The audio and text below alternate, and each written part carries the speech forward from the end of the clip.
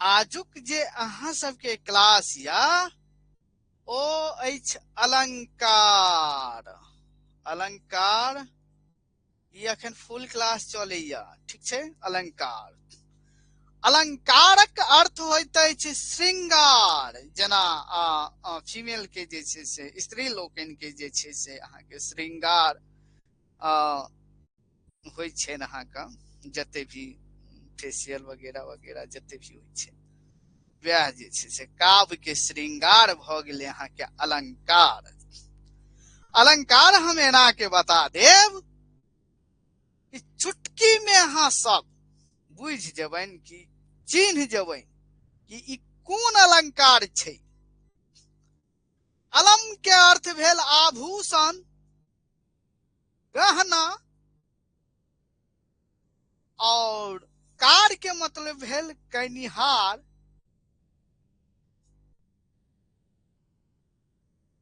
अलंकार आभूषण के प्रयोग कनिहार।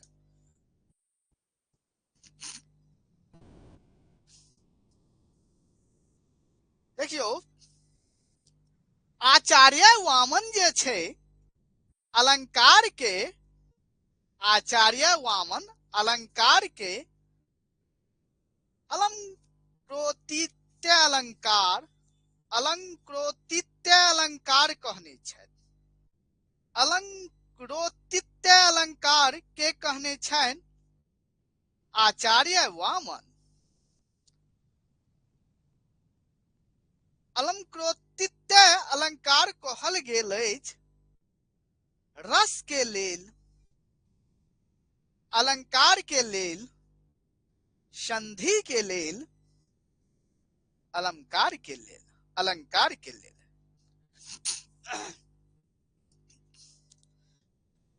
आचार्य दंडी जे छै, आचार्य दंडी काव्य शोभाकशन धर्मालंकारन प्रचक्षते,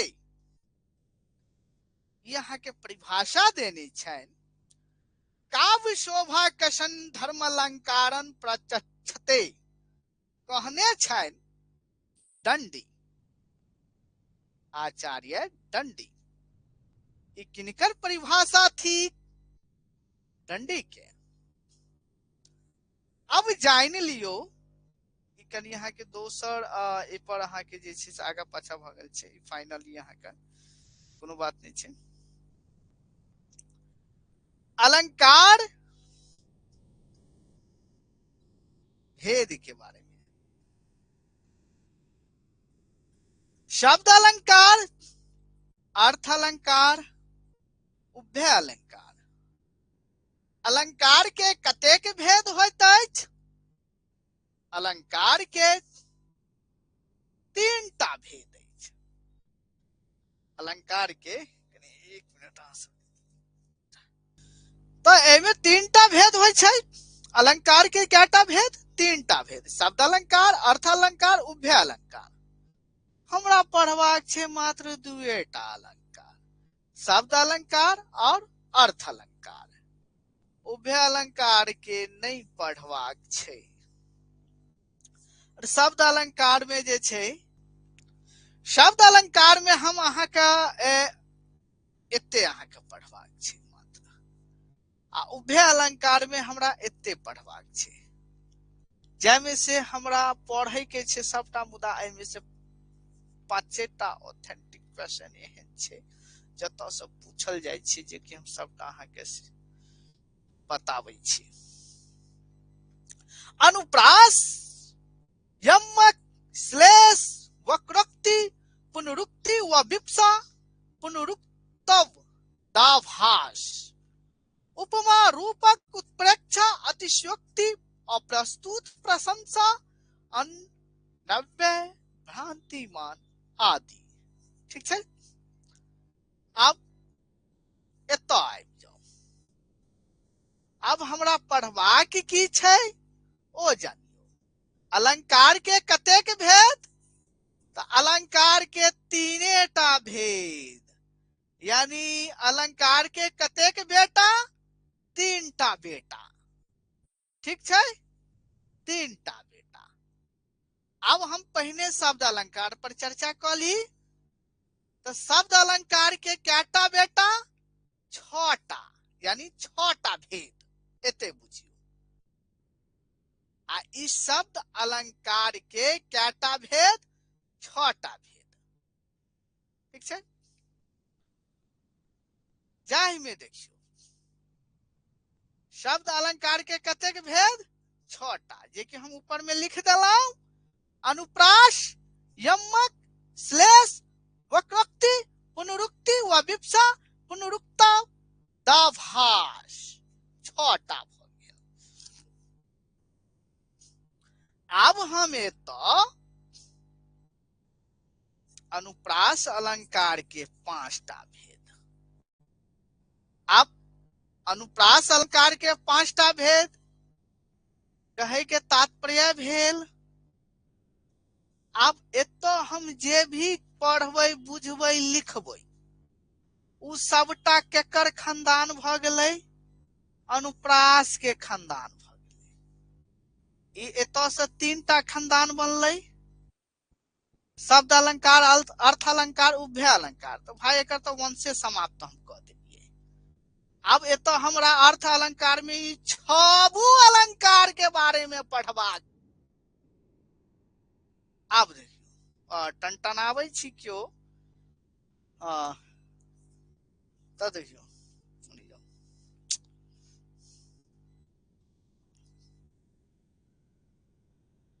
देखियो अब शब्द अलंकार के 6टा भेद, जैमे छेका, वृत्त्या और श्रुत्या, अनंत्या अनुप्रास, लाटा अनुप्रास। अब हमरा जे छे एठाम अनुप्रास अलंकार के पहले बारे में जानिए कि ई कोनो भी काज करते। छेका अनुप्रास कोनो काज, एकर जे भी नियम छे, एकर जे भी ट्रिक छे, वृत्त्या अनुप्रास, श्रुत्या अनुप्रास, अनंत्या अनुप्रास, लाटा अनुप्रास, जे भी एते या तो अहाँ के अलग अलग पूछते या तो डायरेक्ट पूछते कि एमे अनुप्रास, यानी एकर जे भी नियम एते 5 के सबटा अनुप्रास अलंकार भेले। क्या कि पिता के तो नाम एना जरूरी छे। कतो भी फॉर्म भरते तो पिता के तो नाम देवे ने करते। तो तहिना तो अब एकर तो पहले तो ई जान लियो कि अनुप्रास अलंकार के ट्रिक की छे, तखन हम एकरा बेटा सबके की ट्रिक छे ओई के बारे में हम जानबे। तो पहले तो हम अनुप्रास अलंकार पर चर्चा कर लै छे, तकर बाद ओकर जतेक भेद छे सबटा पर चर्चा करब। अब अनुप्रास अलंकार भ गेल जखन व्यंजनक 100 बेसी वर्णक आवृत्ति बेर बेर होय, बेर बेर होय, ओकरा की कहल जाय छे? अनुप्रास अलंकार कहल जाय छे। जेना देखियो, आब ध्यान से एखन सब किछ बिसरि क हमरा गप पर ध्यान दियो, हमरा क्लास पर ध्यान दियो। बस चाय लिया संग में, ठंडा के समय छे, आ आराम से क्लास के सुनो। तो देखियो, जेना नंदी निकटे नागेश नाथ नित्य नाचैत। अब तो लाइन दो देनी छे। अब हम पुनः बुझबे कि अनुप्रास अलंकार छे। तो एतऽ जे छे स्पष्ट कहि रहल या व्यंजन, वर्ण, अक्षर 100 बेसी व्यंजन वाला वर्ण, व्यंजन वाला वर्ण याद रखो। कौन वाला वर्ण? व्यंजन वाला वर्ण। क से स्टार्ट होय छे न व्यंजन, व्यंजन वाला वर्ण 100 बेसी वर्णक आवृत्ति बेर बेर हुई। नंदी निकटे, देखियो न एलै, दोसर शब्द में फेर न एलै, एत न एले अब मात्रा किछो लागल छे हमरा ओसे कोनो मतलब नहीं या मात्रा हर्षी लागल होई दीर्घी लागल होई हमरा ओसे कोनो मतलब नहीं या न एले नाथ में न एले नित्य में न एले नाचैत में न एले की भ गेलै अनुप्रास अलंकार की भ गेल अनुप्रास अलंकार एक से बेसी अहाँ के वर्ण के आवृत्ति भेलै ना अब दोसर पर आबि जाओ पुलट पूनी पहुंचल पापी पूस पएलै हमरा ओसे कोनो बहस नहीं छै पएलै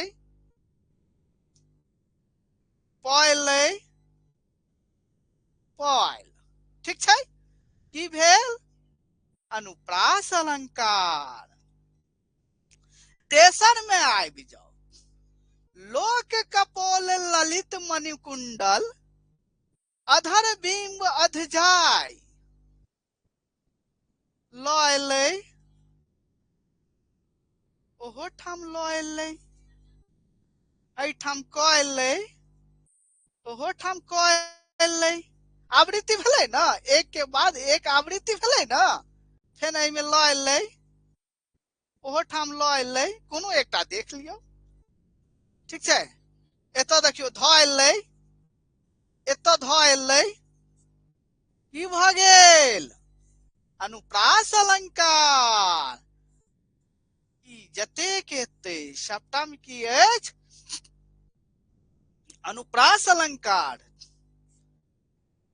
नंदक नंदक कंदम तरु तर धीरे धीरे मुरली बजाबा समय संकेत निकेतन बैसल बेरी बेरी बोल पढ़ाबा विद्यापति के पाती या अब हमरा एते बड़का पाती में भाई हम कुना चिन्हबै कि जे छै से अहाँ का अनुप्रास अलंकार छै त कहि रहल छै कि वर्णक आवृत्ति अब एतेटा पाती में कतौ देख लियो ना बार बार आबि रहल या बेर बेर आबि रहल या ब ब एलै अत देखियो न दोसर में फेन न ठीक छै दूटा तो रिपीट भेलै ठीक छै औरो देखबाक छै एमे एतो देखियो न ठीक छै और अहाँ देख सकै छी ध त भ गेल अनुप्रास अलंकार धैर्य राखू सबटा अलंकार एना के बता देव कि अहाँ के क्लास दोबारा देखा के जरूरते नहीं या नव वृंदावन नव नव तरुगन नव नव विकसित फूल नवल वसंत नवल मत्यानित मातल नव अलिकूल आब हमरा में की देखबाक छै क्वेश्चन पूछ देलकै कि एमे कोन अलंकार या अहाँ के एनाहितो रहत एहिना क क अहाँ के भ सकैया चारिटा पातिये द देत और एक से बेसी वाला ऑप्शन द देत ठीक छै त एक से बेसी वाला ऑप्शन कोना हेतै ओहो पर हम ध्यान देबै ओहो क्वेश्चन पर हम चर्च करबै मुदा एखन पहिने त बुझनाइ सीखू एखन एकेटा क्लास नहीं छै अलंकार पर इहो याद राखब एहि अलंकार पर अहाँ के दूटा क्लास अछि तेसर क्लास अछि ऐसा रिलेटिव ऑब्जेक्टिव पर एक एकटा ऑब्जेक्टिव पर जे छै से हम चिन्हब कि कोना चिन्हबै आब ई वाला द देने छी अहाँ के चिन्हियो धीरे धीरे सबटा काज भ रहल छै दिन राति अहीं सबके लेल काज भ रहल छै धैर्य रखियो धैर्य सब किछ नहीं छै न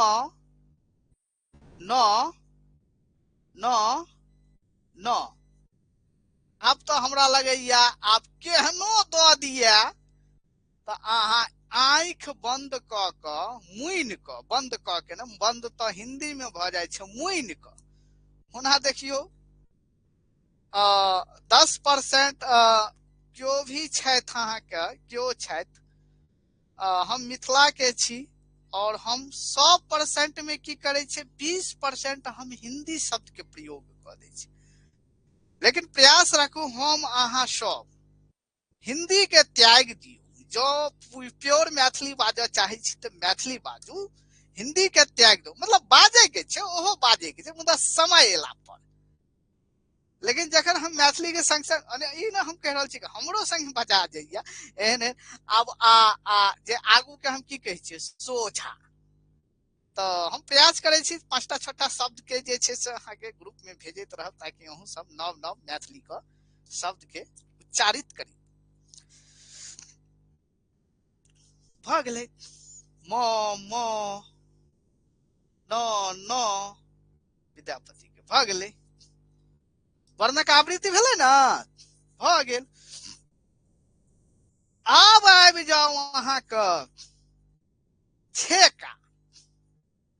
अब ई विवाह वाला छेका जखने हम छेक देलिए आ ओ बन्हा गेलै बंधन में। तो आब देखियो हम छेका अनुप्रास पर गप करब, चर्च करब, बुझाई चिन्हाई। छेका अनुप्रास